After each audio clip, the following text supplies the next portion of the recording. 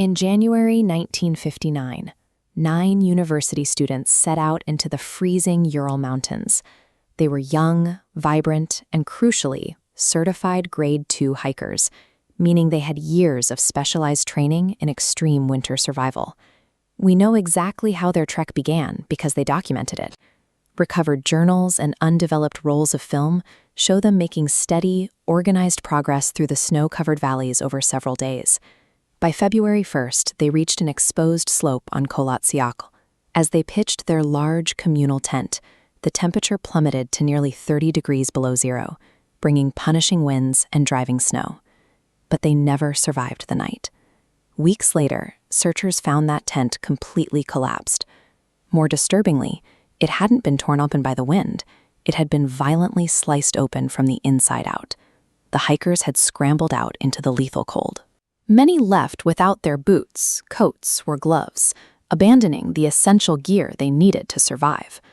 Whatever compelled them to cut their way out of their own shelter bypassed years of elite alpine training and triggered an absolute, irrational panic. Over the following weeks, investigators scoured this barren, frost-covered landscape to locate the missing group. They eventually found all 9 frozen remains, scattered up to a mile away from the camp. Some were partially undressed, locked in defensive postures, or huddled together in a desperate attempt to stay warm. The autopsies revealed a staggering medical contradiction. Several victims suffered catastrophic internal trauma, crushed ribs and shattered skulls, equivalent to a high-speed car crash, yet they had 0 external cuts or bruising. These facts actively reject standard cases of hypothermia or exposure. The physical state of the bodies forced early investigators to ask if another party had intercepted them on the mountain. For 60 years, experts have been deeply divided by 2 distinct explanations: a freak natural disaster or a highly classified government experiment. To test these ideas, we can build a comparative matrix, weighing the hard forensic evidence directly against these 2 opposing scenarios. We begin with the medical data. Our first test focuses on those crushed chests, massive internal trauma, and strange instances of missing soft tissue. The official Soviet medical reports struggle to define the sheer amount of force required to cause this damage, eventually classifying the cause of death simply as an unknown compelling natural force. A heavy slab avalanche could theoretically crush a human chest, but so could the concussive shockwave of an explosive military device detonating nearby. However, we have to account for the total absence of external bruising or scrapes. A tumbling wall of dense snow and ice leaves physical marks on a body. A sudden pressure wave might not. Natural avalanche theories struggle immensely to explain this specific sheer force trauma without leaving external damage, especially since the tent itself was never buried under a massive snowslide. Our second test examines a chemical anomaly. Investigators found unusually high levels of localized beta radiation embedded deep within some of the hikers' clothing. Forensic technicians rigorously examined the garments and confirmed this was not standard background noise. The radiation was an unnatural, concentrated contaminant. Looking at this chart, you can see normal background mountain radiation levels compared to the massive spikes isolated on specific sweaters and pants. Avalanches and winter storms simply do not produce radioactive isotopes.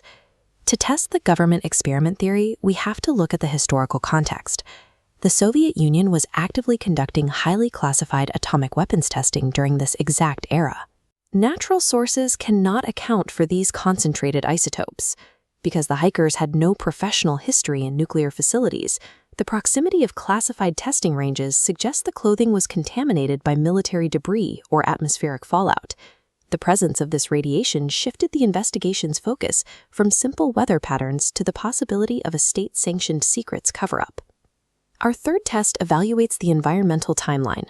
Other hikers positioned miles away reported seeing strange glowing orbs in the night sky during the exact window the Dyatlov group perished. Yet, despite an apparent threat above or inside the tent, the tracks left in the snow showed the group walking deliberately, not running, away. Following the discovery, the local administration abruptly sealed the investigative reports, classified the autopsies, and locked down the entire mountain region using the military. We must ask the matrix directly.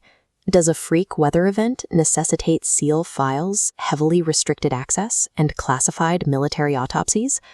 We have to weigh this intense, secretive response against the actual physical site, which lacked any signs of a struggle, a cleanup crew, or incoming military vehicles.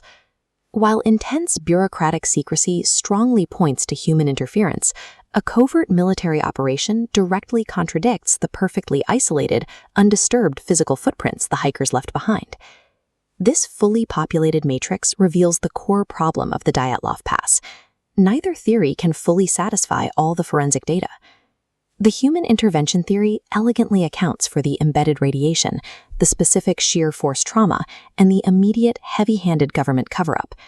Yet its fatal flaw remains the physical environment.